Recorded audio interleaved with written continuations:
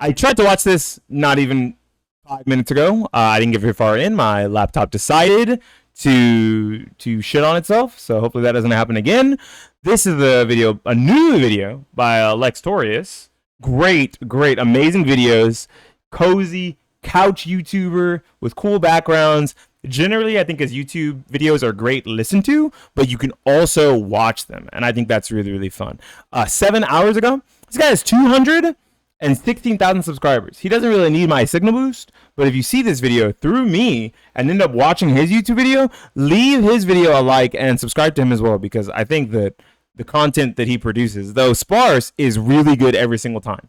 Every single time. Let's get into it.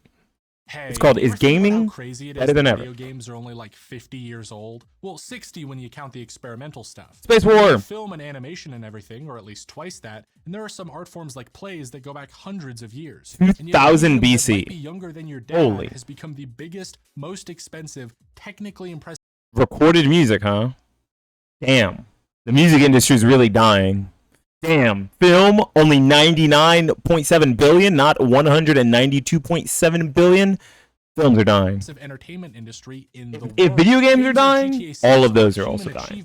With the number of man hours they're putting into that thing, you could put someone on the moon. Like actually this time. Of money so large we don't have numbers to count it, and it's just one of many games in. You remember that number kids used to make up when they wanted to like beat their friend in like number counting? So they would say like quadrimajillion. Yeah, that's how much money Grand Theft Auto 6 is gonna make. That made up number that kid used to always say his dad made at work, so that his dad always made more than your dad. Yeah, his dad actually made GTA 6.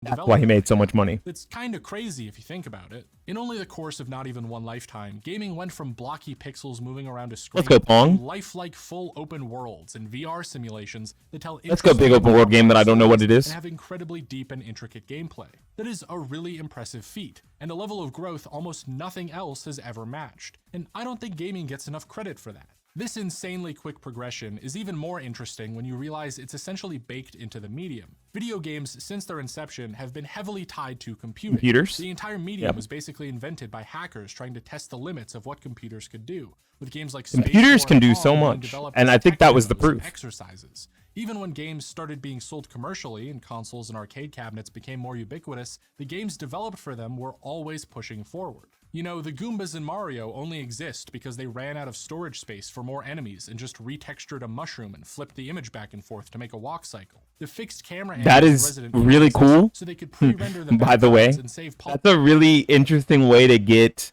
more things into your game, right? They're like, oh, we can't have any more enemy types, so we'll just make a second enemy. We'll make the Goomba by just using a mushroom, because we already have all the textures and shit in the game. It's just a quick recolor and just give it some legs and it'll be okay. I think that's sick. That's like how clone characters probably first came, right? That's how Mario had his brother Luigi. That's how there was Peach and Daisy, probably, right? I'm just guessing. So that's really cool. Polygons for the characters and enemies. A lot of early games were constantly coming up with clever strategies to get the most out of the limited hardware they were given. Games even do it today recently, right? Like you can think about PS4 games that had like the elevators to mask loading screens, or like squeezing through a rock to mask a loading screen, or in something like the new Ratchet and Clank, the portals, how you move from one world to another in Rift Apart through the rifts or the portals. And that's like a way to mask any small amounts of hiding. I mean, any small amounts of loading. There's not a lot of loading in Rift Apart, at least when you're on proper hardware.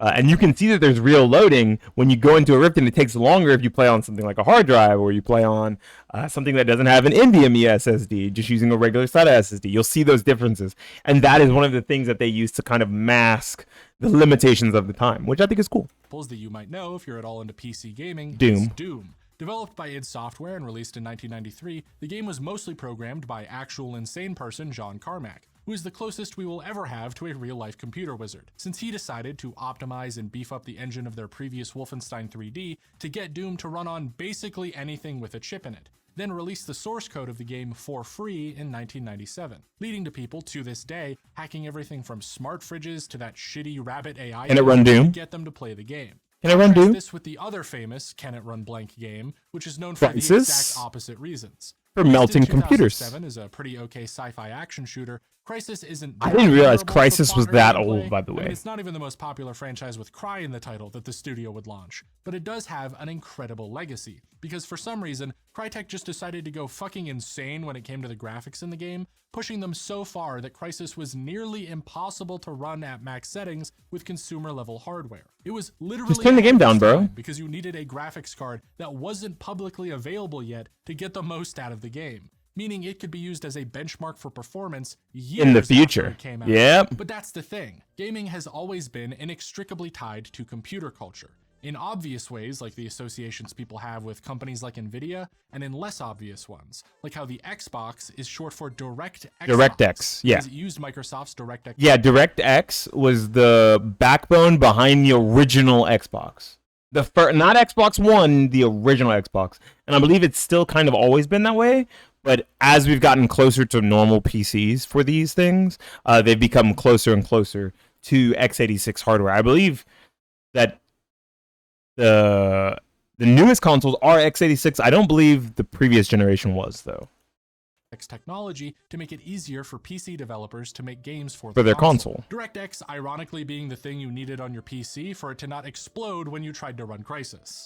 And this computer nerd drive to improve technology is still very much around. However, there have been obvious diminishing returns over the years. Yeah. The leap from the PS1 to the PS2 was amazing. From the PS2 to the PS3, which is much bigger than the PS4 to the PS5. Yeah, true. Probably because the PS5 has no games. I can't believe you did it. Games are still looking better and better every year. PS5 has no games titles joke. every Let's week, go. pretty similar to the last few titles, and a lot of the big players, when it comes to innovation, take years to release. Plus, older games will often get re-released and remastered, coloring our perception of what they looked like. So game to game, generation to generation, it's harder to notice the improvement as it's happening. We are inevitably approaching a point where hardware upgrades and console generations aren't going to mean much. The tools and tech available to game studios are already so plentiful that many games don't use them all.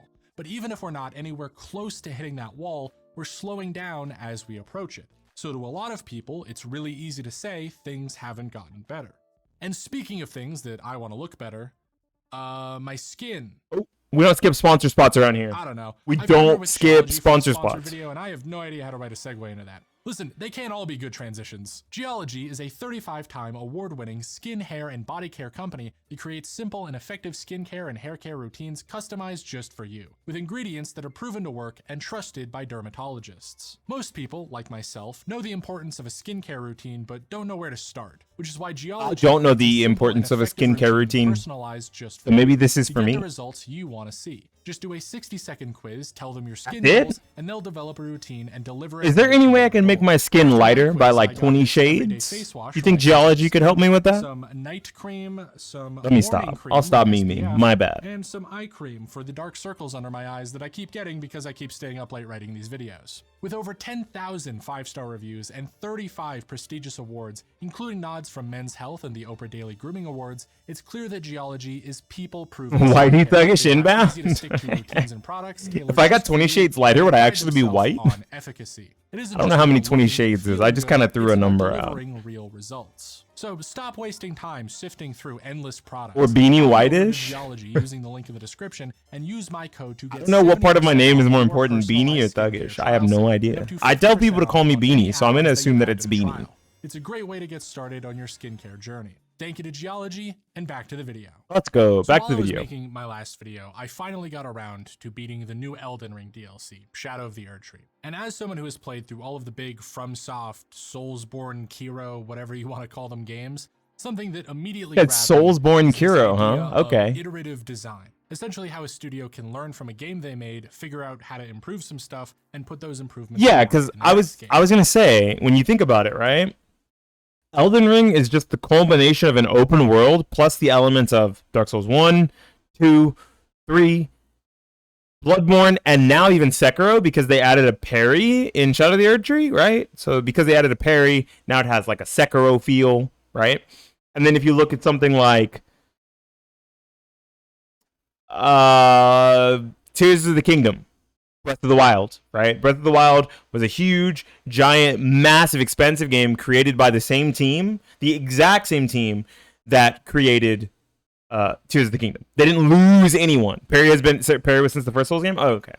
They haven't really lost anyone major that kind of has direction in the game for changing the formula so very small, right? Like reiterating the formula. That even says iterative game design down there. Like reiterating the formula well enough that it creates an even better experience than the first, right? And you could look at something like that from the older Monster Hunters, or at least World, which really like started this big craze and big like push for the mainstream of Monster Hunter.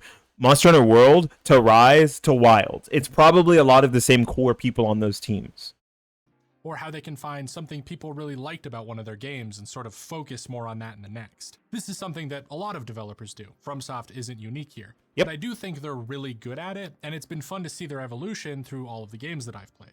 One of the things that I thought was really cool was how when Elden Ring came out and people were struggling with Millennia, a boss that is very quick and fluid and susceptible to parrying. There are no Sekiro-like mechanics in Elden Ring unless you want to count jumping, but you can jump in Souls games too, just an extra step to it. Oh, okay. People said, hey, this is kind of like Sekiro. If this was a Sekiro boss, it would probably be much easier. And so one of the first upgrades you can get in Shadow of the Erdtree, or at least the first one you can visibly see when you start the DLC, is something that lets you parry enemies like Sekiro. Are you sure parries have been in since all the games? Like not crits, like parries. I thought that was. I have no idea. I'm not a Souls gamer, but this guy said it. I thought that was true. I thought what I said was true. Because you go and fight most of the bosses in the DLC and in the main game with this Sekiro ability, and it's way easier, especially for someone like me who's already played Sekiro and learned that mechanic. Something else people like me criticized about the main game was that the story and NPC questlines felt sparse. So the DLC has this very direct storyline that involves a ton of characters who can kind of change their ending depending on your choices. People complained about the catacombs, so they all got revamped to much for Shadow of the Erdtree, right? And that's reiterative design from a base game to DLC. Right? You could think about like Spider-Man, the first one, to Miles Morales. Kind of a similar treatment. Right? A lot of the things that are looked down on or complained about or frustrating, they try to fix those in even a DLC for the game. I think that's really cool. I hope the same thing happens for God of War Ragnarok. There's just a lot of stuff where you can tell the devs saw the shortcomings of the main game and it influenced their design for the DLC. Now, not every addition is amazing. The complaint of over-leveling in the main game is solved with a collectible item that still left me in the exact same position the tree fragments, where I was massively under-leveled for some bosses and then collected all the items and steamrolled all the other bosses. Yeah, the fragments. The final boss, who is a nightmare of difficulty that I wouldn't wish on my worst enemy.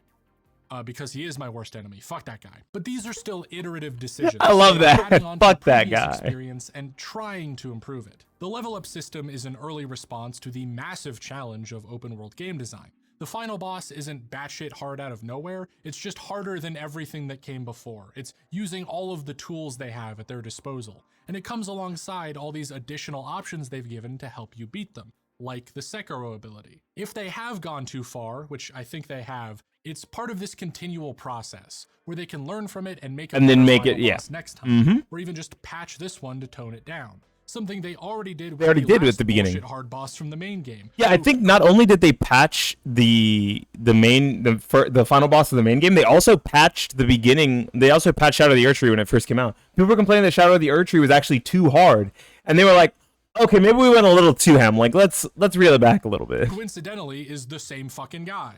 Elden Ring and Shadow of the Erdtree aren't these distinct products built in a vacuum. None of FromSoft's games are. They're points on a line that is trying its best to always move upward. Because keep in mind, this iteration is the only reason Elden Ring exists in the first place. It's the only reason it's good or popular. Yep. The only way they'd make this big, intricate, interconnected world is if people loved Dark Souls back in 2011. Yeah. They're only making Souls-like games in the first place because people like Demon Souls in 2009. And the incredible lore and story and world design their games are known for has been something they've been working on since, I don't know, Kingsfield? The point is, you do not get a game like Elden Ring. Are just pussies and can't game for shit? I have no idea. I don't play Souls games. It's really hard to replicate the success of a team that's been working together with the same director on the same types of games on the same engine. The same engine, same director, same kinds of games, right? You could even say something similar to Starfield and Fallout and Skyrim, right? Or Elder Scrolls.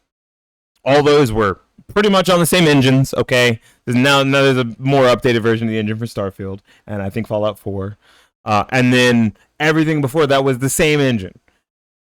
And that engine, or those engines that are revamped and moved upwards as we progress, make the games easier to continually create better and better products every time. Hopefully, right? That's the way it's supposed to work.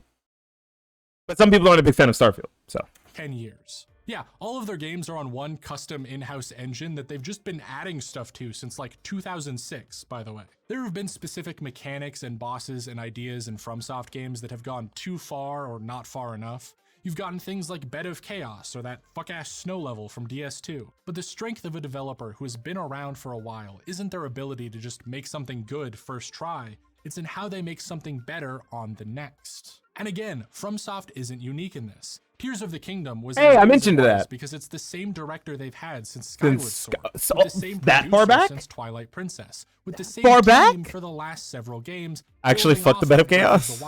They could only get wacky with it and include that much content and detail because they already know how to make what they're doing. Yeah, and that specific idea for mashing a bunch. They're adding to a recipe rather than trying to rebuild the entire dish. They're taking a dish that is already delectable, already delicious, already proven to be a pleasant feeling on the palate. I gotta stop doing these alliterations and stuff.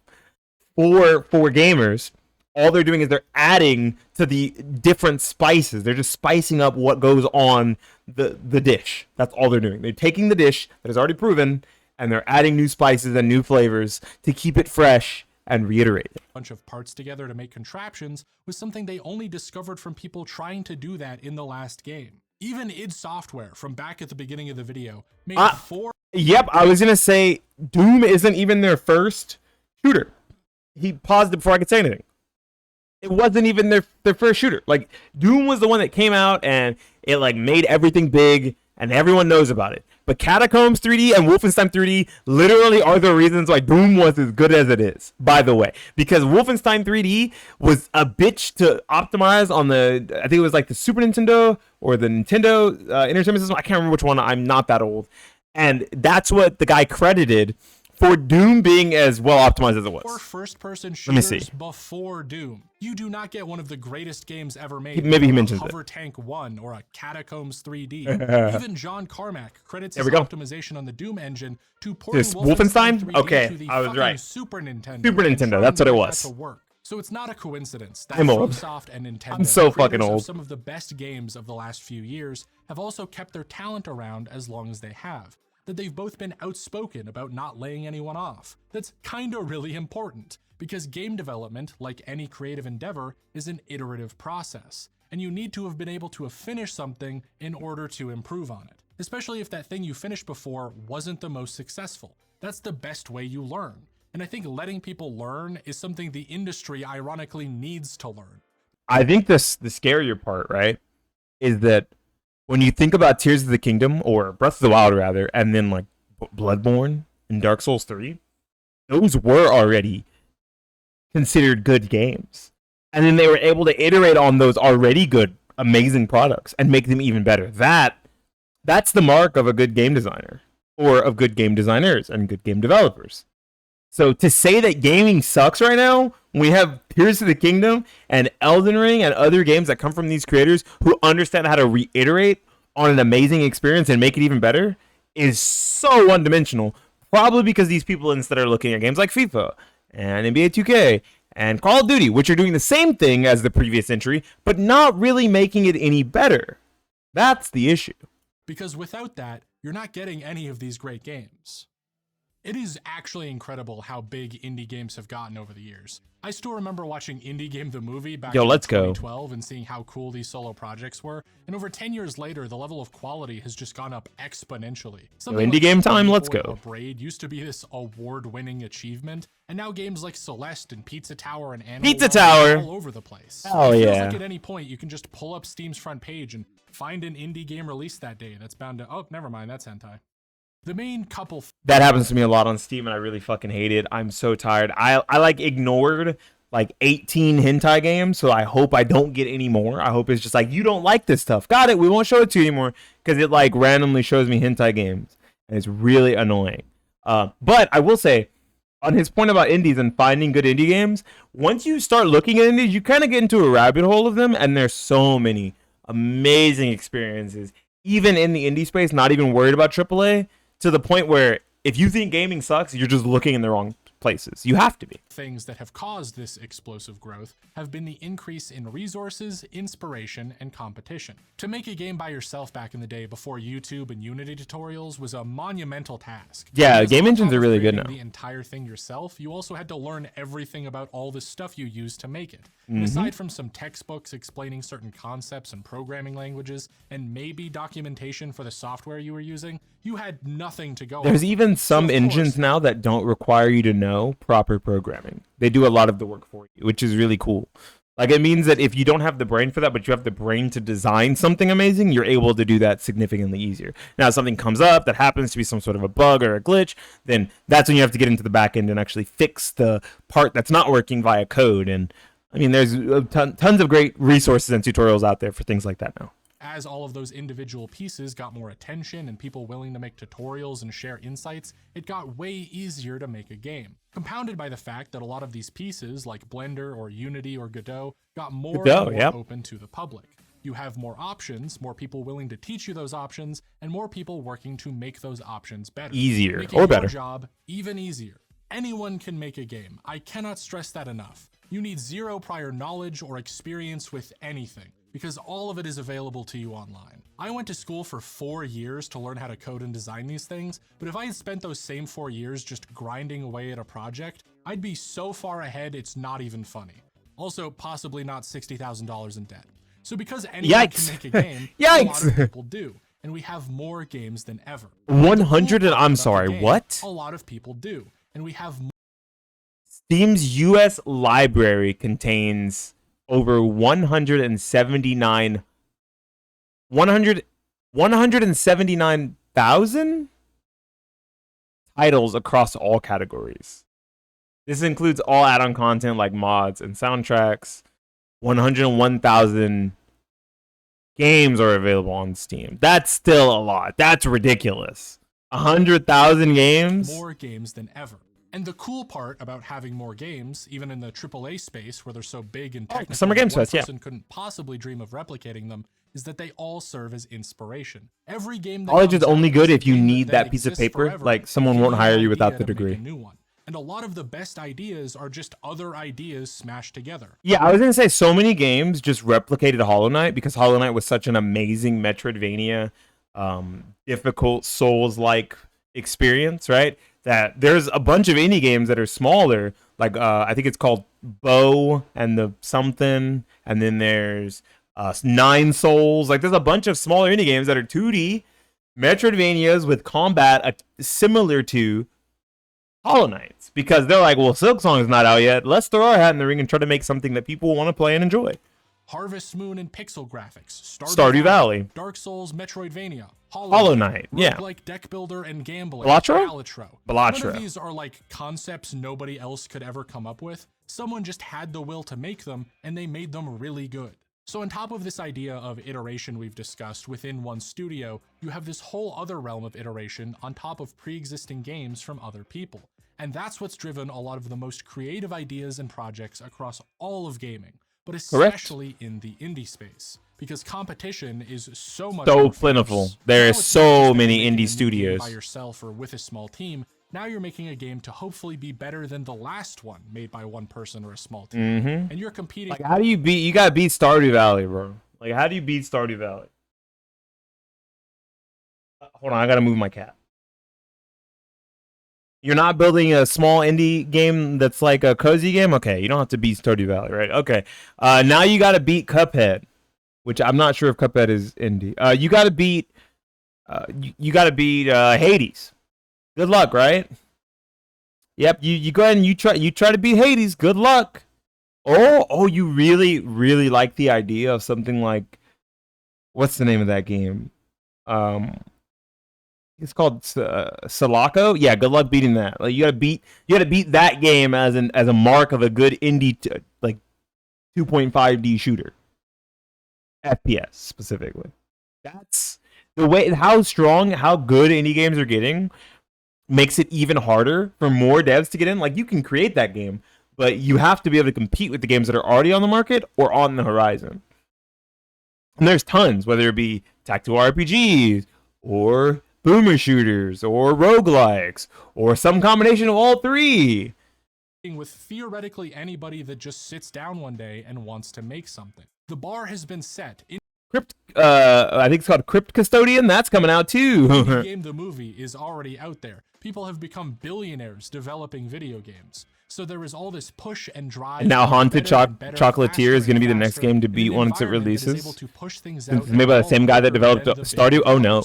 And the result Everyone's for cooked. players is just a ton of games all coming out all the time that are constantly improving. You get games like Hades and Sifu that look like they could be made by a studio 10 times their size. Inscription and Outer Wilds. The Wilds? I forgot about Sifu. I didn't realize it was indie. Thunder, which I just found on an IGN list of top 100 indie games. I did not know that War Thunder. I didn't know that Castle Crashers and War Thunder were indie. That's why I didn't mention Castle Crashers. I didn't want to be wrong. Enter the Gungeon and Exit the Gungeon are indie. Also really good roguelikes, right? Stuff to think about, stuff to look at. Like, there's so many good islets, and the guy that made islets is now making Crypt Custodian. So I'm fuck. Who fucking wrote this thing? We are getting to the point where we're actively blurring the Baldur's Gate as well, of indie game because these studios are getting so one game of the year. They're getting picked up by and competing with AAA publishers. And that's an absolute nightmare to try and argue. Yeah, Baldur's Gate 3. I know which one you meant. But it's a blessing for the community, who reap the rewards of all of these games that are much bigger and more expansive than ever before. So video games are getting better technologically. They're getting better game to game. And even between different developers, they're getting better as it becomes easier to make them, more people get into the industry, and competition increases. That sounds to me like things are better than they've ever been. Correct. And yet, for every positive point I've made, you can make an equally negative point. Yeah. Graphics are improving slower and slower, so companies are remastering old games, focusing on new. Fucking 3 console generations, the same fucking game. Ones, because it's cheaper and makes easy money. GTA 6 is taking about a decade to make, with I think a little longer than that. Development cycle and a rumored cost of over $200 billion. Oh, $2 billion. As good as it does. Companies like Microsoft and Nintendo are rarities in the current industry, with bigger competitors like Microsoft more willing to just close an entire studio. Even okay. Look, we can't talk about which one was it that created Redfall. Redfall was a joke of a game. It was bad. It was bad. And the live service isn't what made it bad because the game was buggy. So if the game is buggy, then that means that's bad programming and developing. That's not the live service aspect. The live service, sure, probably shouldn't have been a live service game. Maybe they should have made just a regular old single player experience or co-op experience with friends. But yeah, Redfall was arcane. That game failed because they did not deliver a quality game regardless of the live service elements. So stop saying the live service is killing games. Shut the fuck up. Tango Gameworks has been reopened. It is no longer dying, if I'm not mistaken. I think they're going to reopen the studio and hire on a lot of the same people that they were going to let go because Hi-Fi Rush was a good fucking game. And I think they got enough flack for it that they were like, we're making a mistake here getting into this Tango Gameworks studio. This studio is pretty good. They might have been trying to just acquire some of the talent and throw them into other studios. But Tango Gameworks works so well together, no pun intended, makes games work so well together that it's hard to rip that studio apart and put those people in other places instead of just leaving it open. After they release an award-winning game, meaning very few game devs have the ability to learn and iterate on prior releases because in all likelihood they might just get fired after one. That competition in the indie scene means that if you're not grinding yourself to the bone to make something that can compete with the best the industry has to offer, you might not sell enough copies to make a living. With even high-profile developers like Jonathan Blow re-releasing old games to terrible sales in an attempt to get by. It would be incredibly easy for me to flip this entire video on its head and scare you by bringing up all the problems surrounding the industry. Tell you how all these good things are. I think we should be positive posting, not negative posting. For videos like this. Yeah, rage bait. I've ended many videos on my channel in a similar way. Yeah, I think the screenshot he put up was more for Tango than it was for Arcane. Yeah, that's what I'm saying. So don't lump Arcane and Tango in together. Like, don't even talk about Arcane or like show that article. Show the game, the Tango Gameworks one, because Arcane was a bad. Arcane Austin made a bad game. Redfall was bad. Hi-Fi Rush is not a bad game. So it was really unfortunate that studio was going to get shut down. But now I really want to ask why. Because the one part of gaming that I think certainly feels like it's getting worse lately is sentiment. Yeah, the amount of negativity in the community for gaming and the way people feel about gaming absolutely feels more negative than the amount of actual bad games we get, if I'm honest.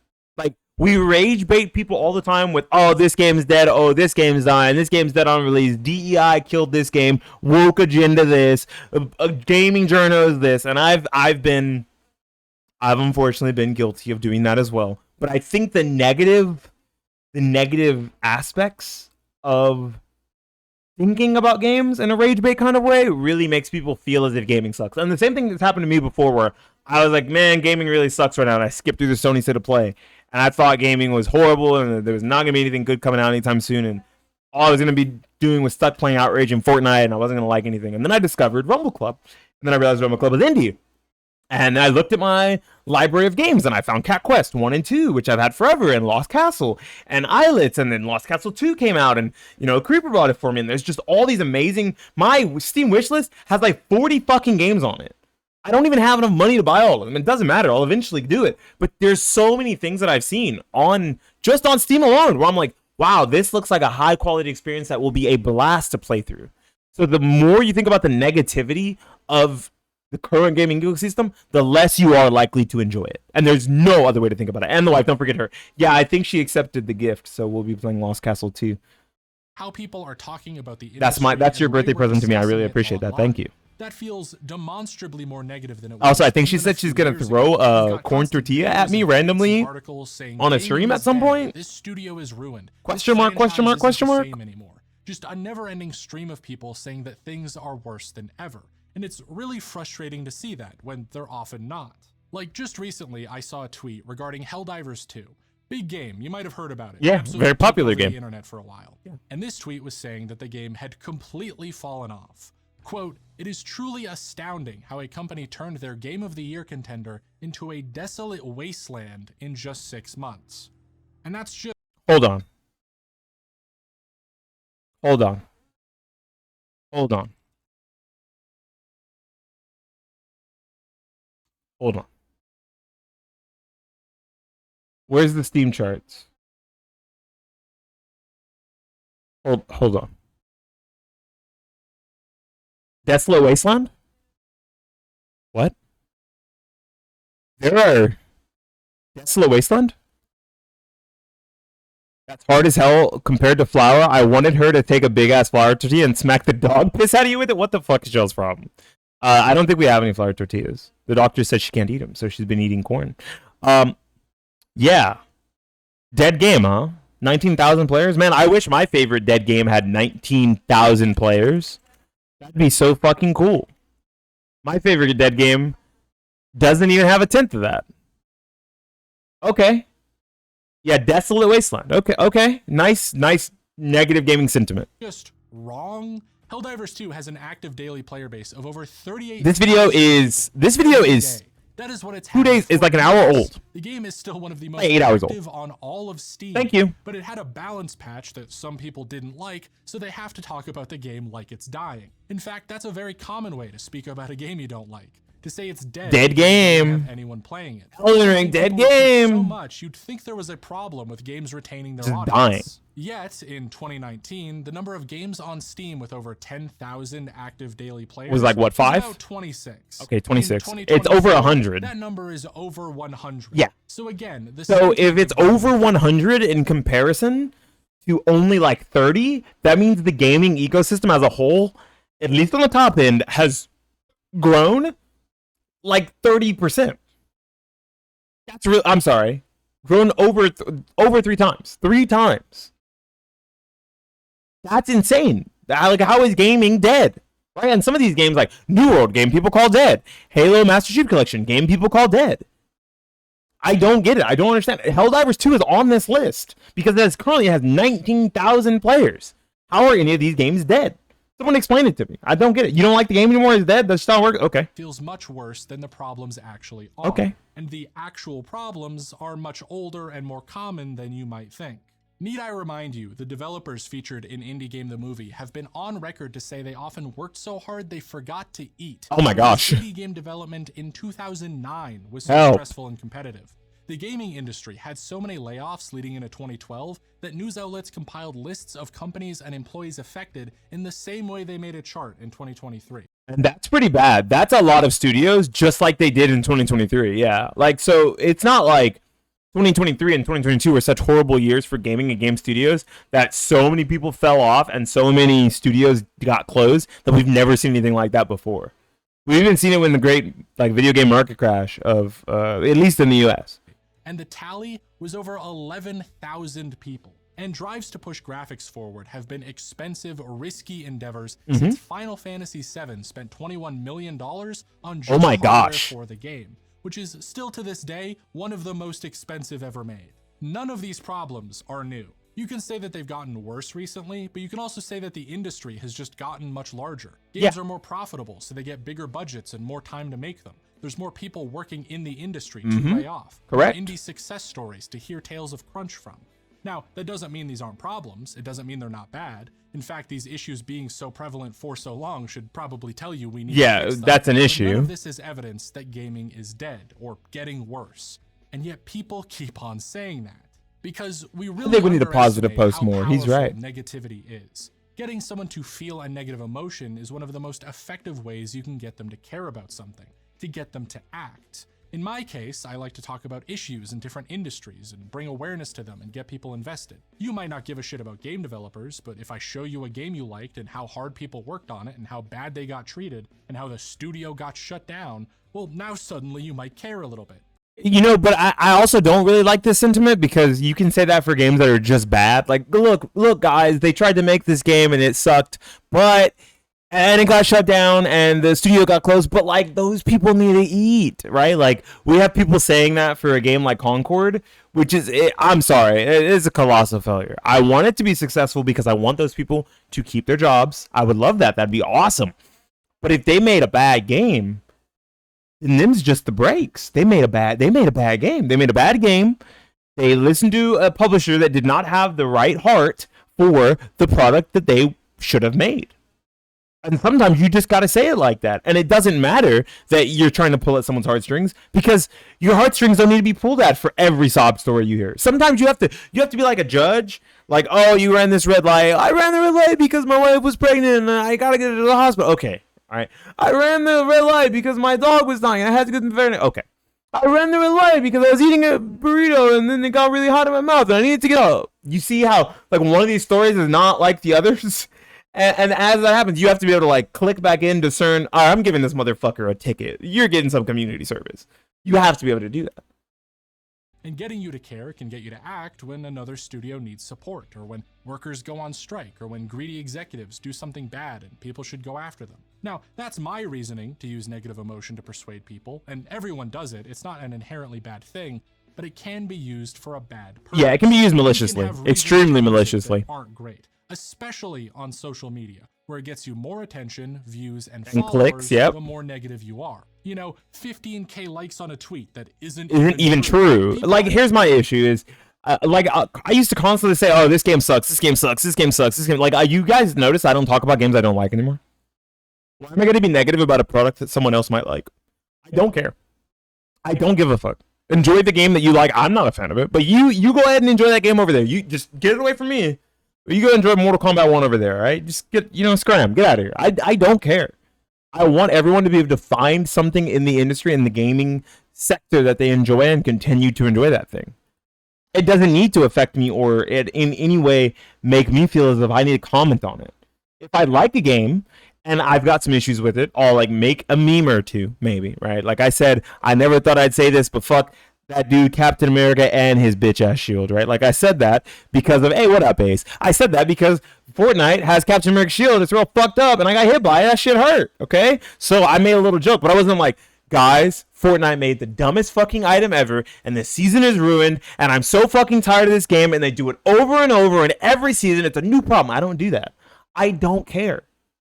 Even the car season, I was like, yeah, cars are kind of annoying and like sometimes I get tilted. But like, damn, these gauntlets are real fun. I love zipping around the sky. Like, okay, just find me some gauntlets. We're good. I try to make the most out of every bad situation if it means that I'm playing a game that I enjoy.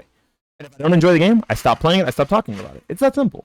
have realized that they can get more attention Except Apex Legends. I'm a fucking hater. That game sucks. Fuck Apex Legends. their cause if they tell you that everything is fucked and the industry is dying and developers hate you and you need to stop them. So that's the fuel for so many discussions online. It's the secret sauce behind a lot of the discourse. Keep people feeling bad because it's the best way to get them on your side. And this is why sentiment feels like it's getting even worse, What did I just open? even if everything else is getting better. When you look at gaming from a bird's eye view over a several year time span, it's a very positive trend. It's a line going up, with dips and extremely dives up. here and there, but ultimately a lot of improvement. But when you zoom in on any specific moment in time, of course you're going to find tons of issues and problems and scary trends that seem very threatening, especially when you're living through them. And the sort of paradox of it all is that these issues can be very real, and just because things might get better anyways doesn't mean we shouldn't try to fix it right now. It doesn't mean we shouldn't care, but we also shouldn't let the negativity consume us. Yeah, I think this is what I say all the time. If you're not enjoying a game, turn it off. If the game is tilting you and it's making you mad or it's making you noise, like Ace said, that's exactly how my friend and I feel. Fortnite is fun, but sometimes it can be quite annoying, right? If a game is not fun for you, turn it off. If a game is annoying you or tilting you and you're not having fun or you're too frustrated, turn the game off. It's that simple. Do not force yourself into some sort of a negative spiral and negative emotion set over something that is literally supposed to be enjoyable. I don't know if you guys know this. I feel like I have to say this too much. Video games are supposed to be fun. Yes, some of them are supposed to be breathtaking, magical, immersive experiences, or difficult, challenging, overwhelmingly hard or obnoxious experiences. But at the end of the day, in that in that like difficult experience, or in that super immersive, long out, drawn story experience, or competitive multiplayer, high octane FPS experience, it's supposed to be fun. So somewhere in there, if you're mixing up that pot, if you're mixing up that stew, and you didn't sprinkle in any fun, you put in the salt, you put in the pepper, you put in the controller, you turned on your monitor, you grabbed your controller, but you forgot to sprinkle in the fun, turn the game off, my brother in Christ. Turn the game off. Shouldn't spend every waking moment stressing out about this, thinking the whole world is falling apart, because there's only so much we can do. And too many bad emotions can just lead to us giving up entirely. It's simple, game bad, not play game. No, well, more nuanced than that. It's simple, game not enjoyable for me, not play game. Bad game for you could be game good for someone else. Game bad for you could be game good for me. Except Apex Legends, fuck that game. Can ironically be used in a very positive way. I don't think we should just stop using it entirely, even if such a thing were possible, but I do think we should be more aware of how we're using it. And we should definitely be more aware of how others are using it against us. Correct. Because it can color our perception over time, make us think things are worse than they really are. So to answer the question of, is gaming better than ever? I think, yeah, personally, it is. But I don't think it's better because graphics are prettier, or games are more complex, or studios are more plentiful. I think it's better because we have the power to make it better. We've always had the power to make it better. And I've seen firsthand that when you give people that power, they'll use it. And they have used it, despite the issues and the problems and the scary trends. They've used that power and pushed forward. They've worked toward the common goal that we all have, to make this the best space it can possibly be. And I don't think that's going to change anytime soon. Saying gaming is bad or gaming is dead when gaming is the most profitable industry currently by a huge margin is insane. And it's not even just because of mobile gaming whales or live service whales.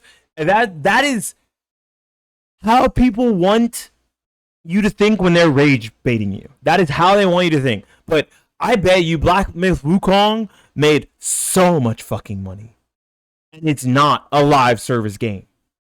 I bet you Grand Theft Auto 5, even in just the base copy sold and DLC sold, has made so much fucking money. I bet you Animal Crossing and Stardew Valley and Legend of Zelda Breath of the Wild and Tears of the Kingdom have made so much fucking money. And they don't even have live service element. Not really. I mean, I guess Animal Crossing and Stardew Valley kind of do, but you get the point. depending on where you look in the industry, you will find good and you will find bad. But negative posting all the time and drama and rage posting all the time does nothing for you except make you hate something you are meant to love. Something doesn't look appealing to you, say your piece, walk away. Something looks appealing to you, hype signal and boost up that positive energy about it. Shout its heavens through the world, sing its praises, and keep playing it until it stops making you happy. I think we need more positive forces in all of media, but especially now in gaming with how many people we have getting everyone to click on videos by talking about inclusivity and DEI and gender affirmation and all these big buzzwords that people use on the woke agenda. Like, all of those things are only meant to make people mad about something that really doesn't need to make anyone upset. If the game doesn't appeal to you because of a woke agenda, then it wasn't made for you. And you know what that means? That means you ignore that product, and eventually studios will get it. If the game had sold millions of copies, we're talking Concord now, millions of copies, and those people rage baiting the game saying, this game sucks, don't play, is just DEI propaganda, they would look like the idiots instead of the studio that made a game that currently only has like 200 players online. Mistakes can be learned from by allowing developers to iterate and reiterate, or completely change the formula if something goes horribly wrong. Maybe we'll see a studio like Firewalk in the next 10 years make another game, and it won't be the steaming pile of shit that Concord apparently is. Right? Look, I'm not in the Concord race. I really could give a fuck less. I'm not paying $40 for a multiplayer shooting game with no offline elements. I'm not doing it. But for the people who did, I hope they enjoy their purchase, and I hope that they are having a wonderful, splendid experience for the $40 that they paid. I think that this video was splendid and wonderful, and I hope everyone goes and likes this video and subscribes to Lexatorius, because this guy makes amazing fucking content. I said it at the beginning, and I'll say it at the end, because this video is fucking long, because I talked for so long, because there were so many things to dig into with this. And I think for the most part, he's right. We need more positivity, and gaming is better than ever.